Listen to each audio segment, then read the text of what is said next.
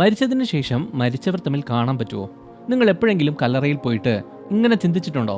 ഇപ്പൊ മരണപ്പെട്ട ആൾ നേരത്തെ മരിച്ചവരുടെ കൂടെ ആയിരിക്കുമോ? മരിച്ചവർ തമ്മിൽ കാണാൻ പറ്റുമോ? അവരുടെ കുടുംബമായിട്ട് ഒന്നിക്കാൻ പറ്റുമോ? അവർക്ക് തമ്മിൽ തിരിച്ചറിയാൻ പറ്റുമോ എന്നൊക്കെ ചിലപ്പോൾ നാം ഇങ്ങനെയൊക്കെ ചിന്തിച്ചിട്ടുണ്ടാകും. അച്ഛൻ അമ്മയുടെ കൈക്ക് പിടിച്ചിരിക്കുന്നത് പോലെ, മരിച്ചുപോയ കുഞ്ഞിനെ അവസാനം ഒരമ്മ കണ്ടുമുട്ടുന്നത് പോലെയൊക്കെ. പക്ഷേ ഇതെല്ലാം സത്യമാണോ? അങ്ങനെയൊക്കെ സംഭവിക്കുമോ?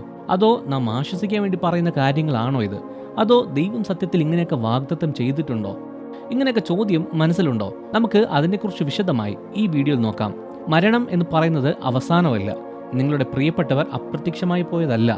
നിങ്ങൾ തിരിച്ചു മണ്ണിലേക്ക് പോകാൻ കാത്തിരിക്കുന്ന ഒരു പൊടി മാത്രമല്ല. മരിച്ചതിന് ശേഷം എന്താണ് സംഭവിക്കുന്നത് എന്ന് ബൈബിൾ വ്യക്തമായി പറയുന്നുണ്ട്. അതിനെക്കുറിച്ച് കൃത്യമായി വെളിപ്പെടുത്തുന്നുണ്ട്. നാം ഇതുവരെ മനസ്സിലാക്കിയിട്ടുള്ളതിൽ വെച്ച് കൂടുതൽ ആഴമായ കാര്യങ്ങൾ ബൈബിൾ പറയുന്നുണ്ട്. ആദ്യത്തേത് അദൃശ്യലോകം. മരിച്ചയുടനെ എന്താണ് സംഭവിക്കുന്നത്? അവിടെ തന്നെ നമുക്ക് തുടങ്ങാം. മരിച്ചയുടനെ, മണിക്കൂറുകൾ കഴിഞ്ഞിട്ടല്ല, ഹൃദയമിടിക്കുന്നത് നിൽക്കുന്ന ആ നിമിഷത്തെക്കുറിച്ചാണ് സംസാരിക്കുന്നത്. ഉടൻ തന്നെ എന്ത് സംഭവിക്കും എന്ന് ചോദിച്ചാൽ ബൈബിൾ വ്യക്തമായി അതിനെക്കുറിച്ച് പറയുന്നുണ്ട്. നിങ്ങൾ കാറ്റിൽ ഒഴുകി പോകുന്നില്ല. നിങ്ങളൊരു ഊർജമായി മാറുന്നില്ല. ആത്മാവ് ശരീരം വിട്ട ഉടൻ തന്നെ ആത്മീയ മണ്ഡലത്തിൽ കടക്കും. സഭാപ്രസംഗി 12:7 പറയുന്നത്, പൂഴി അത് വന്ന മണ്ണിലേക്കും ആത്മാവ് അതിന്റെ ദാതാവായ ദൈവത്തിങ്കിലേക്കും മടങ്ങും. നാം വെറും ശരീരം മാത്രമല്ല, നാം ശരീരമുള്ള ഒരു ആത്മാവാണ്. ശരീരം മരിച്ചു കഴിഞ്ഞാൽ ആത്മാവ് ശരീരത്തിൽ നിന്ന് പോകും. എങ്ങോട്ടേക്കാണ് പോകുന്നതെന്ന് ചോദിച്ചാൽ പോകാനായിട്ട് 2 സ്ഥലമേ ഉള്ളൂ. ലാസർ എന്നൊരു യാചകൻ മരിച്ച ഒരു സംഭവത്തെക്കുറിച്ച് ലൂക്കോസ് 16:22 പറയുന്നു. അതിൽ ദൂതന്മാർ അവനെ അബ്രഹാമിന്റെ അടുത്തേക്ക് കൊണ്ടുപോയി. അതേപോലെ തന്നെ ധനികനും മരിച്ചു, അവനെ അടക്കം ചെയ്തു. ഇതിനുശേഷം യേശു പറയുന്ന ഒരു കാര്യം ഒന്ന് ശ്രദ്ധിച്ചേ. നരകത്തിൽ അവൻ പീഡനം അനുഭവിക്കുന്ന സമയത്ത് അവൻ മുകളിലേക്ക് നോക്കി. ദൂരെ അബ്രഹാം ഇരിക്കുന്നത് അവൻ കണ്ടു. നിങ്ങളത് ശ്രദ്ധിച്ചോ? 2 പേർ മരിച്ചു, 2 പേർ ഈ ലോകം വിട്ടുപോയി. പക്ഷേ ആ മനുഷ്യന് നല്ല ഓർമ്മയുണ്ടായിരുന്നു. ശവക്കുഴിയിൽ വെച്ച് നമ്മുടെ ബോധം നഷ്ടപ്പെടുന്നില്ല. ആത്മാവിന് നല്ല ബോധമുണ്ട്. അവർ ബോധവാന്മാരാണ്. അവർ തമ്മിൽ കണ്ടു. അവനവിടെ വേദന അനുഭവിച്ചു. അവന് നല്ല ഓർമ്മയുണ്ടായിരുന്നു. നാം മരിച്ചു കഴിഞ്ഞാൽ നിത്യതയിലേക്ക് പോകും. അതിൽ ഒരു കാലതാമസം ഉണ്ടാകത്തില്ല. മരിച്ച ഉടൻ തന്നെ ദൈവത്തിന്റെ അടുത്ത് നാം എത്തും. 2 കൊരിന്ത്യർ 8 പറയുന്നു, ഈ ഉറപ്പോടെ ശരീരം വിട്ടകന്ന് കർത്താവിനോട് കൂടെ വസിക്കാൻ ഞങ്ങൾ ഏറെ ഇഷ്ടപ്പെടുന്നു. വിശ്വാസിയെ സംബന്ധിച്ചിടത്തോളം അതൊരു വാഗ്ദത്തമാണ്. നമ്മുടെ ആത്മാവ് ശരീരം വിട്ടുപിരിഞ്ഞ് അടുത്തു വയ്ക്കുന്ന സ്റ്റെപ്പ് അത് നിത്യതയിലായിരിക്കും. അത് ചിലപ്പോൾ സ്വർഗത്തിലാകാം, ചിലപ്പോൾ നരകത്തിലാകാം, ചിലപ്പോൾ വിശുദ്ധന്മാരുടെ കൂട്ടത്തിലായിരിക്കാം നിൽക്കുന്നത്, അല്ലെങ്കിൽ ഇരുട്ട് നിറഞ്ഞ ഒരു സ്ഥലത്തായിരിക്കും. ചിലപ്പോൾ മറ്റുള്ളവരെ കാണും, അല്ലെങ്കിൽ നിങ്ങൾ ഭൂമിയിൽ ജീവിച്ചതനുസരിച്ച് ചിലപ്പോൾ ഒറ്റപ്പെട്ട് വേദന അനുഭവിക്കുന്നുണ്ടായിരിക്കും. അത് തീരുമാനിക്കുന്നത് നിങ്ങളുടെ ഈ ജീവിതമാണ്. രണ്ടാമത്തത് വലിയ വിടവ്. സ്വർഗം, നരകം, ഇതിൽ ആർ എവിടേക്ക് പോകും? വ്യക്തമായി മനസ്സിലാക്കേണ്ട ഒരു കാര്യം, മരിച്ച ഉടനെ എല്ലാവരും ഒരേ സ്ഥലത്തേക്കല്ല പോകുന്നത്. സ്വർഗം, നരകം എന്ന 2 സ്ഥലമുണ്ട്. ഇതിൽ ഏതെങ്കിലും ഒന്നിലേക്ക് പോകാൻ പറ്റുള്ളൂ. ലൂക്കോസ് 16 യേശു അതിനെക്കുറിച്ച് വ്യക്തമായിട്ട് തന്നെ പറയുന്നുണ്ട്. 2 പേർ മരിച്ചു. ഒരാളെ ദൂതൻ പർദീസിലേക്ക് കൊണ്ടുപോയി, മറ്റേയാൾ യാതന അനുഭവിക്കുന്ന സ്ഥലത്ത് കണ്ണു തുറന്നു. ഇത് ശ്രദ്ധിച്ചേ. ആ നരകത്തിലിരിക്കുന്ന ആ ധനികൻ ഒരു കാര്യം കണ്ടു. അവൻ ലാസറിനെ കണ്ടു. അവന് അബ്രഹാമിനെ മനസ്സിലായി. ഭൂമിയിലുള്ള തൻ്റെ കുടുംബത്തിന് ഏതെങ്കിലും രീതിയിൽ സഹായം അയക്കണേ, അല്ലെങ്കിൽ കുറഞ്ഞത് ഒരു മുന്നറിയിപ്പെങ്കിലും കൊടുക്കണേ എന്ന് അവൻ അവരോട് അപേക്ഷിച്ച് പറഞ്ഞു. എന്നാൽ അബ്രഹാം ഞെട്ടിക്കുന്ന ഒരു കാര്യം പറഞ്ഞു. എന്താണെന്ന് പറഞ്ഞാൽ, ഞങ്ങൾക്കും നിനക്കും മധ്യേ വലിയൊരു പിളർപ്പുണ്ട്. ഇവിടെ നിന്ന് നിങ്ങളുടെ അടുത്തേക്ക് വരാൻ ആഗ്രഹിക്കുന്നവർക്ക് അത് സാധ്യമല്ല. അവിടെ നിന്ന് ആർക്കും ഞങ്ങളുടെ അടുത്തേക്ക് വരാനും സാധ്യമല്ല. ഇതാണ് വലിയ വിടവ്. നിങ്ങൾ നിത്യതയിലേക്ക് കടന്നു കഴിഞ്ഞാൽ അത് നിങ്ങളുടെ അന്തിമമാണ്. തിരിച്ചു പോകാൻ പറ്റില്ല, മറ്റ് സ്ഥലങ്ങളിലേക്ക് പോകാൻ പറ്റില്ല, സ്ഥലം മാറാനും പറ്റില്ല. ഈ ഒരു വിടവ് ഭൗതികം മാത്രമല്ല, അത് ആത്മീയവുമാണ്. സ്വർഗത്തിൽ വെളിച്ചമാണ്, നരകത്തിൽ ഇരുട്ടാണ്. സ്വർഗത്തിൽ സന്തോഷമുണ്ട്, നരകത്തിൽ വേദനയാണ്. സ്വർഗത്തിൽ ഒന്നുചേരാൻ പറ്റും, പക്ഷെ നരകത്തിൽ ദൈവത്തിൽ നിന്ന് അകലും. മാത്രമല്ല, നമുക്ക് ഒരു പ്രത്യാശ ഉണ്ടാകില്ല.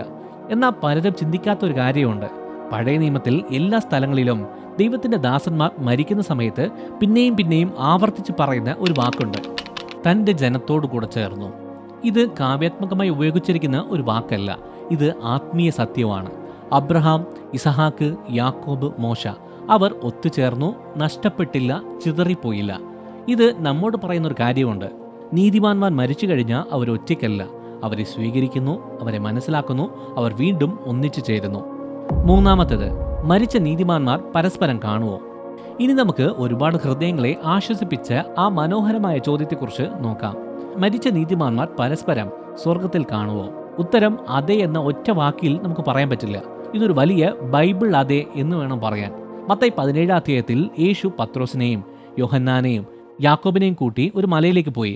പെട്ടെന്ന് യേശു അവരുടെ മുമ്പിൽ വെച്ച് രൂപാന്തരപ്പെട്ടു. യേശുവിൻ്റെ മുഖം സൂര്യനെ പോലെ പ്രകാശിച്ചു.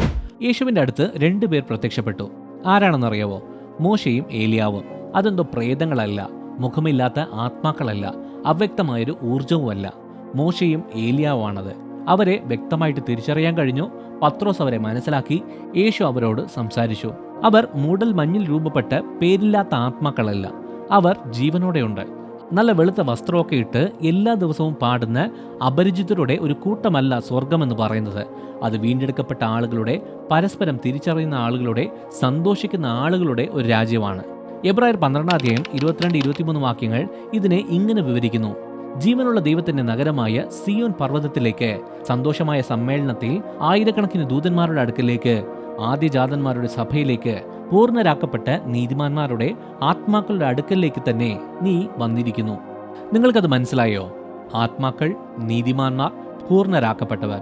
അവർ അവ്യക്തരല്ല, അവർ അജ്ഞാതരല്ല. അവർ നിങ്ങളാണ്, ഞാനാണ്, പക്ഷേ മഹത്വീകരിക്കപ്പെട്ടവരാണ്. നിങ്ങൾക്ക് മറ്റുള്ളവരെ അറിയാൻ പറ്റും, മനസ്സിലാക്കാൻ പറ്റും.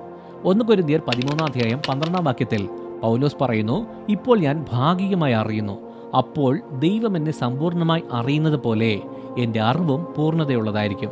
അതായത് സ്വർഗത്തിൽ നിങ്ങൾക്ക് നല്ല ഓർമ്മയുണ്ടാകും. നിങ്ങൾക്ക് എല്ലാവരെയും തിരിച്ചറിയാൻ പറ്റും. നിങ്ങൾ സ്നേഹിച്ചിരുന്ന ആളുകളെ നിങ്ങൾ മറക്കില്ല. മാത്രമല്ല, പുരാതന കാലത്തെ വിശുദ്ധന്മാരെ നമുക്ക് കാണാൻ പറ്റും. അബ്രഹാം, ദാവീദ്, രൂത്ത്, എസ്തർ എല്ലാവരെയും നമുക്ക് കാണാൻ പറ്റും. മാത്രമല്ല, കുടുംബക്കാർ, സുഹൃത്തുക്കൾ, കുഞ്ഞുങ്ങൾ, മാതാപിതാക്കൾ, ഭാര്യ, ഭർത്താവ് എല്ലാവരെയും നമുക്കവിടെ കാണാൻ പറ്റും.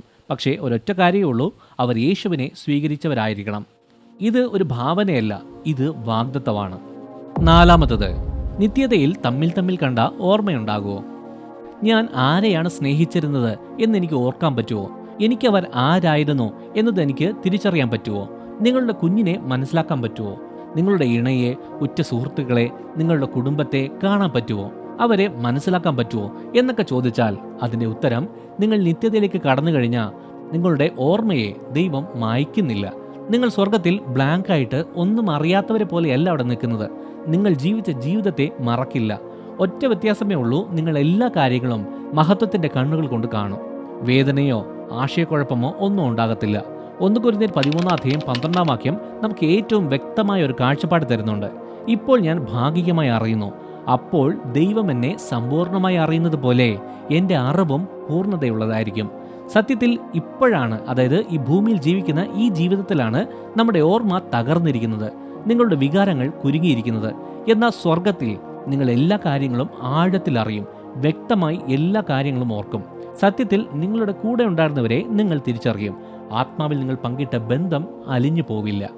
എന്നാൽ ഇതിൽ കുറച്ച് കഠിനമായ കാര്യം ഇതാണ്, നിങ്ങൾ സ്നേഹിച്ച എന്നാൽ സ്വർഗത്തിൽ എത്തിച്ചേരാത്ത ആളുകളുടെ കാര്യമോ, അവരെ ഓർക്കാൻ സാധ്യതയുണ്ടോ എന്നൊക്കെ ചോദിച്ചാൽ ക്രിസ്ത്യാനികൾ ചോദിക്കുന്ന ഏറ്റവും വേദനിപ്പിക്കുന്ന ചോദ്യമാണിത്. ഉത്തരം ഇതാണ്, ദൈവത്തെ മഹത്വീകരിക്കുന്ന കാര്യങ്ങൾ ഏതാണോ അത് നിങ്ങൾ ഓർക്കും.